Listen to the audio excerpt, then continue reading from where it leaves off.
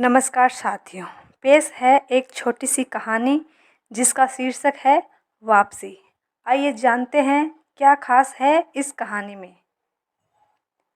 वो परिवार जहाँ कल था आज फिर वही खड़ा है, अपने गांव जाने वाली सड़क के किनारे।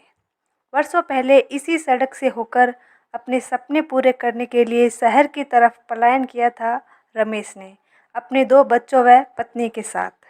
रमेश के माता पिता साथ जाने के लिए राजी नहीं थे और रमेश को भी रोकना चाहा, पर वह शहर की चकाचौंध में फंस चुका था।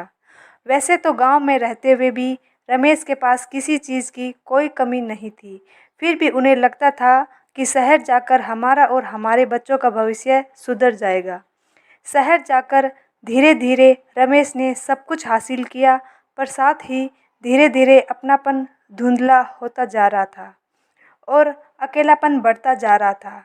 उसकी पत्नी भी नौकरी करती थी, बच्चे अपनी ही दुनिया में मस्त थे, किसी को भी एक दूसरे के साथ समय बिताने के लिए समय ही नहीं था। कुछ दिनों से रमेश की तबीयत खराब चल रही थी। यदि डॉक्टर ने रमेश को घर पर आराम करने को नहीं कहा होता तो शायद वह इस अकेलेपन को समझ ही नहीं पाता। आज गांव का हर एक दृश्य रमेश की आंखों में साफ चमक रहा था। अब वह गांव की अहमियत जान गया था। रमेश सोचने लगा कि काम व पैसों के चक्कर में मैं ये तो भूल ही गया था कि अकेले माँ बाप गांव में कैसे रहते होंगे, और जो मैं यहाँ शहर में रहकर कर रहा हूँ वो गांव में भी कर सकता हूँ। आखिरकार कुछ ही दिनों में अपनी पत्नी और बच्चों को समझा बुझाकर रमेश गांव की तरफ चल पड़ा। गांव वापसी को लेकर रमेश और उसके परिवार के चेहरे पर जो खुशी के भाव नजर आ रहे थे वो पहले कभी नहीं थे। तो धन्यवाद दोस्तों, फिर मिलेंगे ऐसे ही वीडियो के साथ। तब तक के लिए जय हिंद, जय भारत, ओम हर महादेव।